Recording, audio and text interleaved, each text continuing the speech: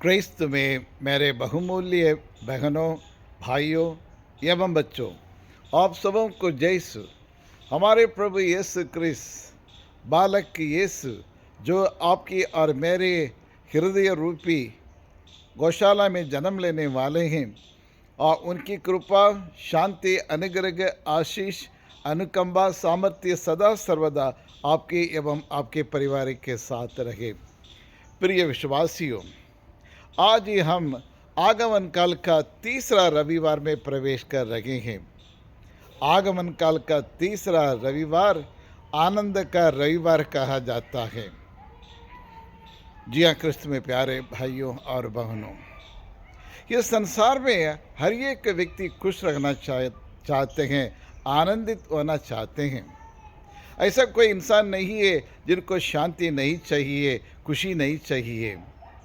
और इसलिए the great writer, एक प्रसिद्ध लेखक कोलाट, ये कहते हैं, और बुद्धिमान बनने के लिए या ज्ञानी बनने के लिए सदा आनंदित रहना ज़रूरी है।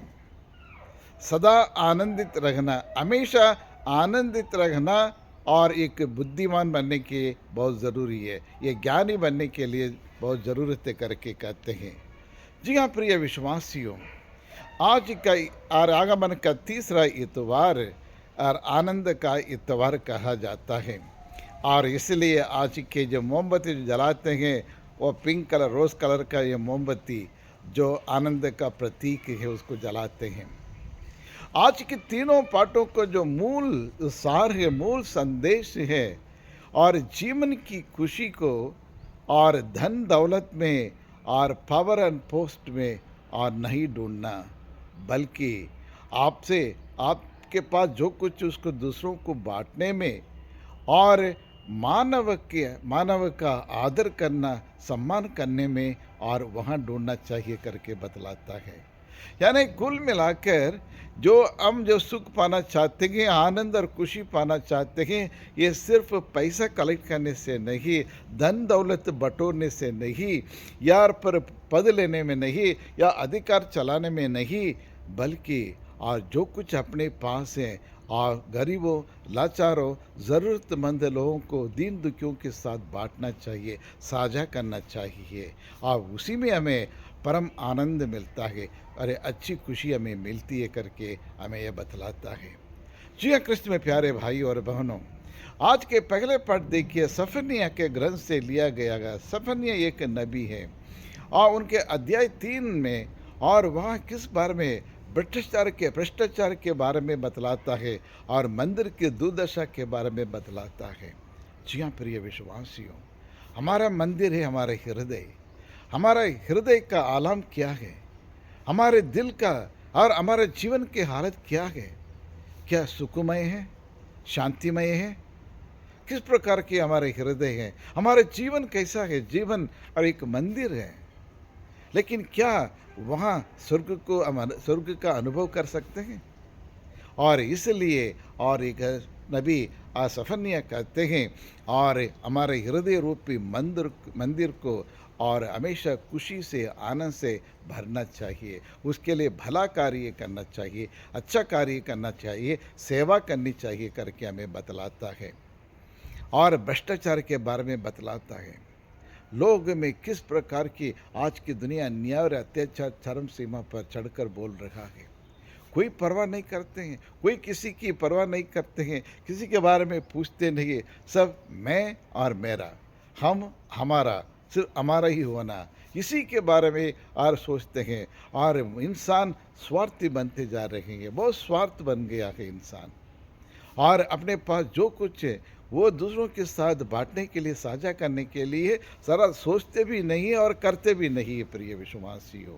और इसी के साथ साथ फिर भी परमेश्वर या यावे द क्रिएटर, और उनके बारे में बतलाते हैं। सफनिया नबी ये कहते हैं, और ईश्वर की दयालुता, कृपालुता, महानता के बारे में और यहाँ और व्याख्या करते हैं।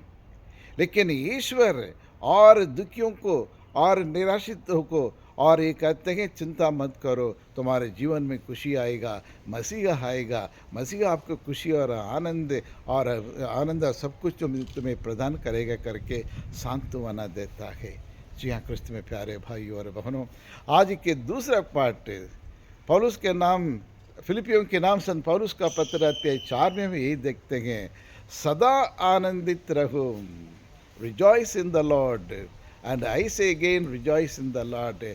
ईश्वर में आनंदित रहो, नित्य प्रार्थना करो, हर काम के लिए ईश्वर को धन्यवाद देते रहो, इसलिए मन को खुश रखो, जीवन को खुश रखो और तुम्हारे परिवार को खुश रखो, तुम्हारे रिश्तेदार को खुश रखो, तुम्हारे पास काम करने वालों के साथ तुम खुश रहो करके ये खुशी और आनंद का संदेश दे रहे हैं। और शांति लेकर संसार में आए हमारे बालक यीशु शांति का पैगाम बनकर आए हैं। इसलिए हर एक क्रिस्तीय लोग, मसीह के लोग खुशी और शांति लेकर आपके कार्यस्थल में जाना चाहिए।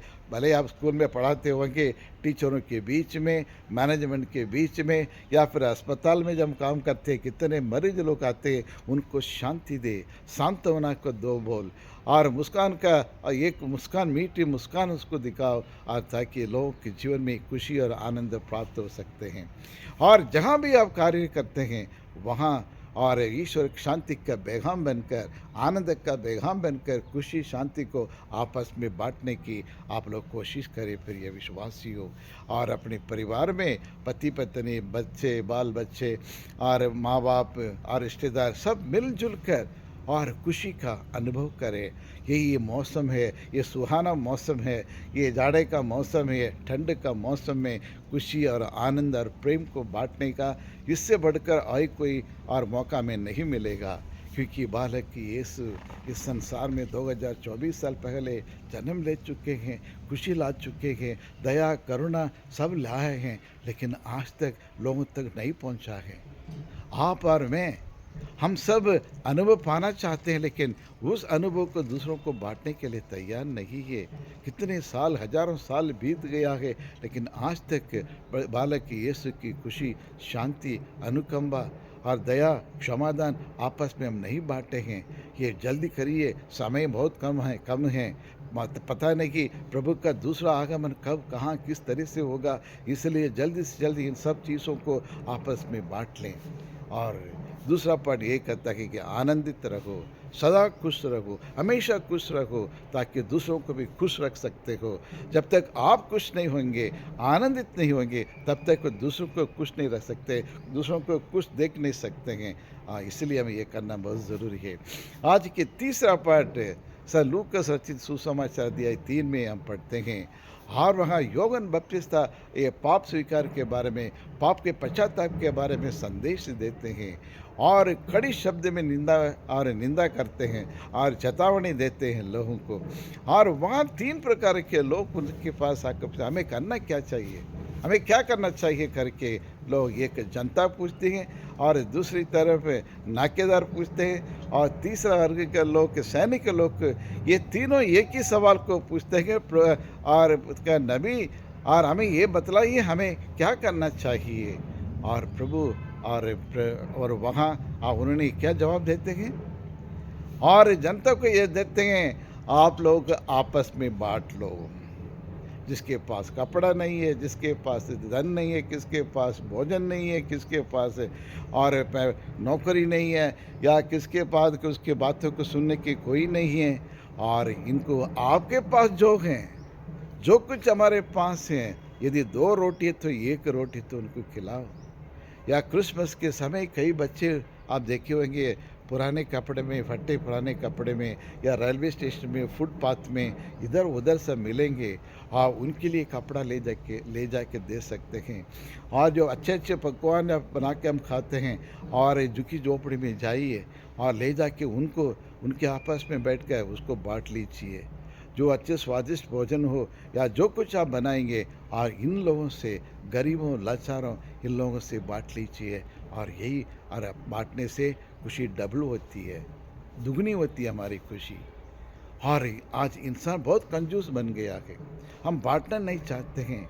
बांटने का मतलब सिर्फ धन दौलत मात्र नहीं है प्रिय विश्वासियों। हमारे टैलेंट्स को, हमारे समय को दूसरों के साथ हम बाँट सकते हैं।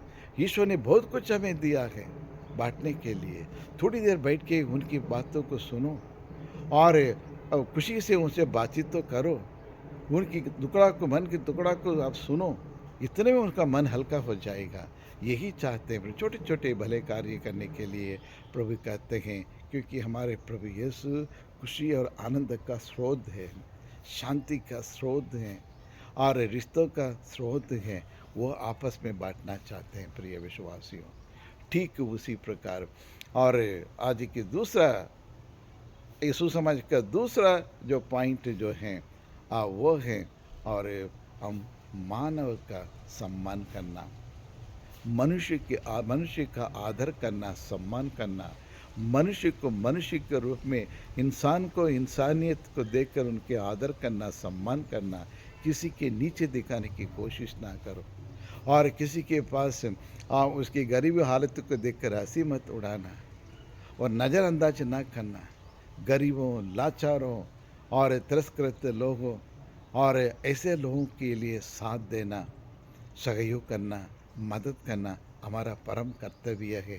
तभी बालक यीशु हमारे दिल में, हमारे परिवार में आकर जन्म लेंगे प्रिय विश्वासियों। इसलिए और हमें सबसे पहले हमें और अपने पास जो कुछ उसको बाँटना चाहिए और दूसरा हर एक मानव का सम्मान करना, आदर करना है और तीसरा आनंदित रहो या आत्मसंतुष्टि होना बहुत ज़रूरी है प्रिय विश्वासियों। हम इतने सारे चीज़ें, हमको रोज़ की रोटी मिल रही है, पहनने के कपड़ा मिलता है, उसके बाद लोगों के लालच कम नहीं होता है। मुझे वो करूँ, ये करूँ, सारी दुनिया को मुट्ठी में कर लूँगा और सारे धन संपत्ति को मैं इकट्ठा कर लूँगा, मकान बनाऊँगा, गाड़ी-घोड़ी, ब्रांडेड गाड़ी-घोड़ी खरीदूँगा और ऊँचे पद में आके जाऊँगा, 4-5 प्लॉट खरीद लूँगा और इतना पैसा बैंक बैलेंस में बना के रखूँगा या फिर मेरे पास ये बेच के वो खरीदूँगा और वो बेच के ये खरीदूँगा करके कई सारी चीज़ें अपने बारे में, अपने कुटुंब के बारे में हम सोचते हैं, लेकिन दूसरे जिनके पास कुछ भी नहीं है प्रिय विश्वासियों, उनके लिए हम कुछ करने के लिए तैयार नहीं है। हमारा मन हृदय सिकुड़ गया है, विशाल नहीं बना है। हमारा हृदय प्रभु के समान, प्रभु यीशु के हृदय के समान विशाल होना चाहिए और देना चाहिए। जो कुछ अपने पास वो उनको देना चाहिए। वो एक महिला आई 2 पैसा उन्हें अपनी जीविका के लिए जो रखी थी उन्हें वो डाला। उसी तरह हमें भी दूसरों के साथ बाँटना चाहिए और लालच नहीं करना चाहिए। जिस प्रकार से उड़ाव पुत्रों का हमने देखा, वो सब पूरा मेरा संपत्ति दे दो करके सब ले गए, सब उड़ा दिए।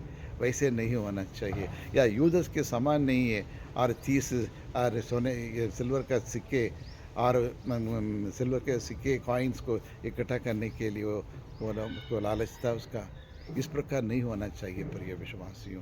तो आइए, आज दुनिया में कोई चीज़ की कमी नहीं है, ईश्वर ने पर्याप्त दिया है, लेकिन मन और लोगों के मन में उसको बांटने के लिए, साझा करने के लिए मन नहीं है, दिल नहीं है, हृदय नहीं है।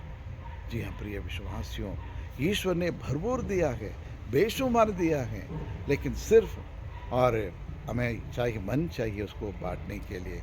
दूसरों की खुशी में ही हमारी खुशी है प्रिय विश्वासियों। जब दूसरों को हम मदद करेंगे, ईश्वर हमारी मदद करेंगे। जब ईश्वर की सेवा करना चाहिए, सबसे पहले इन गरीबों, लाचारों, ज़रूरतमंद, बीमारों, विधवाओं की सेवा करो, ईश्वर आपकी बहुत कुछ देगा। तो आइए प्रार्थना करें। ये सर्वशक्तिमान शाश्वत परमेश्वर, आज के संसार में और जहाँ लोग अपने बारे में सोचते हैं और ईर्ष्या करते हैं और जलन करते हैं और स्वार्थ बन जाते हैं, लेकिन तमाम बुराइयों को छोड़ने की, बुरी आदतों को छोड़ने की कृपा प्रदान करें। हे प्रभु, शांति का बेहाम बनकर संसार में आए, खुशी लेकर आए, प्रेम लेके आए हैं और क्षमादान लेके आए हैं। उसी प्रकार हम भी आपके इन सारे सद्गुणों को दूसरों तक पहुंचाने के लिए हमें कृपा प्रदान करें और हमारे हृदय में निवास करने के लिए, हमारे हृदय रूपी मंदिर में निवास करने के लिए कृपा करें।